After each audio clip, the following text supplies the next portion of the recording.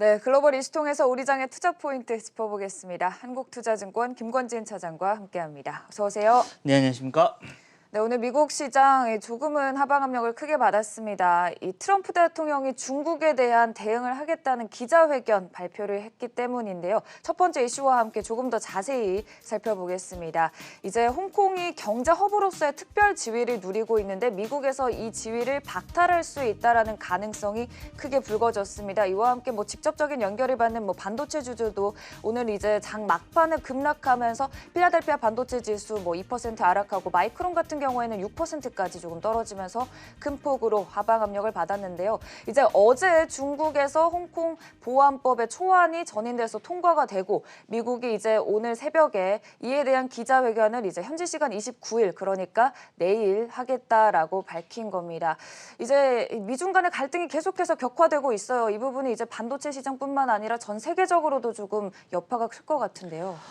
네, 그렇습니다. 어제 우리나라 시장을 보면 전반적으로 조금씩 뭔가 조정을 받으려고 하는 시장이 조금 다가오고 있었습니다. 실제로 우리가 전체 종합지수는 그렇게 많이 하락을 하지는 않았지만 하락 종목 수를 보면 완전히 완벽한 하락장이었다라는 얘기를 다시 한번 드릴 수 있습니다.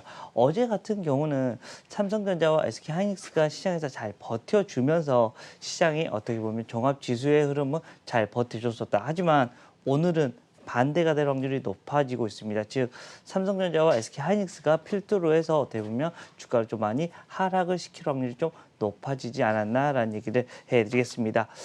지금 현재 미국 증시에 대한 흐름 결국은 지금 다시 한번 미중 간의 무역 분쟁에 대한 이런 얘기가 계속해서 나타날 수밖에 없고요.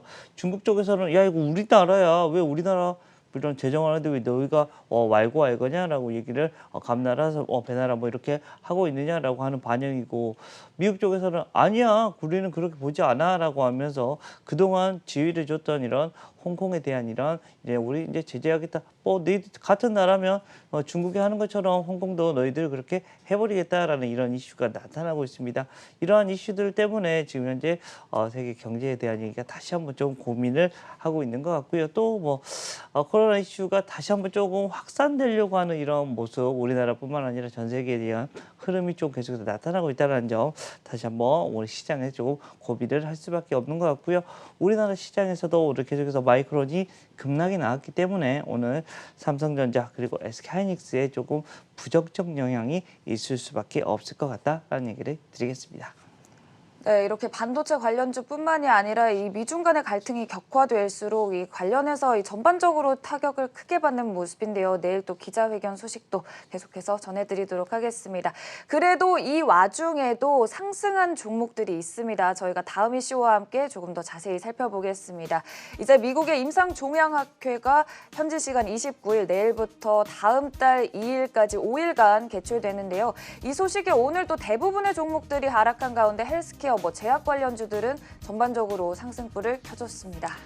네, 그렇습니다. 어떻게 보면 우리가 인류의 지금 아직까지는 가장 큰 이런 적이라고 할 수 있는 게 바로 이 암인 것 같다라는 겁니다. 네. 여전히 암으로 돌아가시는 분들이 엄청난 많은 이런 양이 숫자가 나오고 있으니까 여기에 대한 이런 치료제 얘기만 나오더라도 그 회사가 폭증하는 모습이 계속해서 여러분들 많이 보셨을 겁니다. 이러한 암 학회가 시작을 한다는 거 안내를 해드릴 수 있을 것 같고요. 어떻게 보면 세계적으로 가장 암 학회에서는 가장 큰 이런 행사가 아닌가라는 생각을 할 수 있습니다. 29일부터 2일까지니까 어떻게 보면 우리나라에서도 여기에 관련된 이런 회사들 어떻게 보면 제약바이오에 대한 이런 섹터들이 다시 한번 움직여줄 수 있는 모습이 나타나 줄 수가 있을 것 같고요. 앞에서 제가 잠깐 언급드렸던 코로나19에 대한 이슈가 다시 한번 조금 불거지고 있기 때문에 이쪽 라인들이 다시 한번 좀 주목을 받을 수는 있다. 어찌됐든 이쪽 라인들 바로 이 제약바이오 섹터는 여러분들 우리가 늙고 병들고 지친다라는 거 여러분들 잘 알고 계실 거다. 그렇게 되면 당연히 제약바이오는 쭉쭉쭉 위로 올라갈 수밖에 없고 지금은 우리가 평균 수명이 80세, 90세 이런 정도까지 올라갔는데 향후에 한 20년 후 같은 경우는 훌쩍 100세가 넘어가고 훌쩍 120세, 130세까지도 갈 수 있는 이런 시기가 바로 이 제약바이오의 발전에서 나타날 것이다라는 거 안내를 해드릴 수 있을 것 같고요. 이쪽 섹터 계속해서 성장하는 주식들이다라는 얘기를 드리겠습니다. 네, 사실 이 제약바이오 종목들은 이 팬데믹 속에서 또 처음 이렇게 또 1차 주목을 받고 이제 또 다시금 이 코로나19가 좀 재발하면서 주목을 받는 가운데 이렇게 또 미국 시장에서의 임상 종양학회 소식과 함께 또 관련해서 긍정적인 흐름 기대해 보도록 하겠습니다. 그리고 좀 상승한 종목들 또 있는데요. 세 번째 이슈와 함께 또 살펴보도록 하겠습니다. 이 소프트웨어 종목들이 오늘 또 상승세 보였습니다.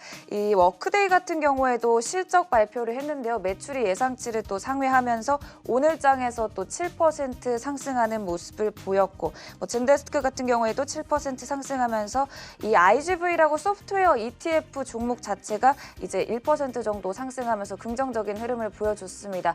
사실 클라우드 소프트 관련 업체들 이제 코로나19 와중에서도 계속해서 주목을 받으면서 긍정적인 흐름 보여왔었는데요.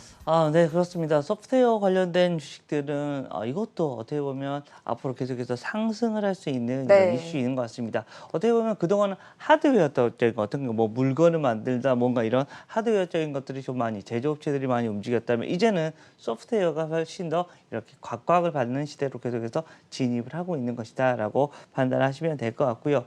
이 소프트웨어 같은 경우는 그동안 우리가 대기업, 우리 삼성이라고 하는 이런 쪽에서도 계속해서 지금 현재 밀어주고 있는 곳이다라고 생각하셔야 될 것 같습니다. 그동안에는 제조업에 대한 어떻게 보면 뭔가 물건을 만들고 물건을 팔고 여기에 어떻게 보면 집중이 됐다라고 할 수 있지만 이제부터는 소프트웨어를 업그레이드 시키고 소프트웨어를 한 단계 더 위로 올리는 모습으로 어떻게 보면 계속해서 이제 나아가는 방향성이 구축이 되어 있는 것 같다는 겁니다. 이렇게 되면서 삼성 SDS가 거기에 대표적인 주자가 될 수 있습니다. 여러분들 이쪽 라인들을 여러분들 잘 생각하셔야 되고 또 클라우드 소프트웨어를 계속해서 얘기가 나온다면 이 알서포트 같은 경우도 여기에도 계속해서 여러분들이 관심을 가져주셔도 되지 않을까라는 얘기를 드리겠습니다. 네, 이렇게 또 산업의 변화에 따라서 소프트웨어 관련 업종들의 또 계속된 상승세 또 짚어봤습니다. 그리고 이제 마지막으로 오늘장 관심주를 꼽아볼 텐데요. 오늘은 또 어떤 종목을 들고 오셨는지 보겠습니다. KMW 이제 5G의 대표주인데요. 어떤 점에서 또 긍정적으로 바라보셨나요?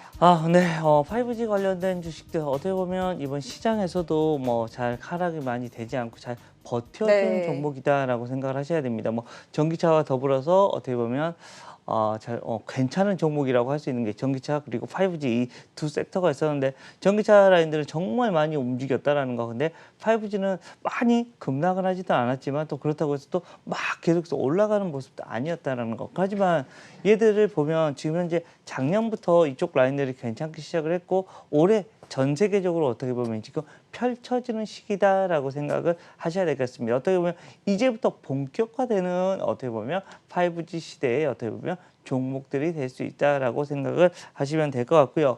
실제 KMW 같은 경우는 해외 이런 진출 같은 경우도 계속해서 될 수 있는 모습 그리고 우리나라에 이미 레퍼런스가 쌓였기 때문에 그것을 가지고 그 경험치를 가지고 해외에 더 투자가 가능한 모습이다라는 거 안내를 해드리겠고요. 우리나라에는 이미 이제 깔리기 시작했지만 글로벌적으로 보면 이제 시작입니다. 5G의 어떻게 보면 글로벌 투자 시대가 이제부터 시작이다라는 것만으로도 이제부터 시작이야. 그렇게 되면 최소한 내년 정도까지도 분명히 KMW의 숫자는 계속해서 찍힐 수밖에 없는 것 같다라는 거 안내해 드리겠고요.